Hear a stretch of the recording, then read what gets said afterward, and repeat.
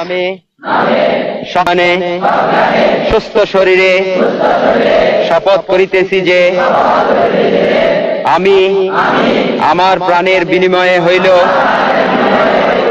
আইনগতভাবে গঠিত মুক্তিবাহিনীর একজন সৈনিক হিসাবে আমার মাতৃভূমির স্বাধীনতা সার্বভৌমিত্ব রক্ষার্থে সর্বশক্তি নিয়োগ করিব।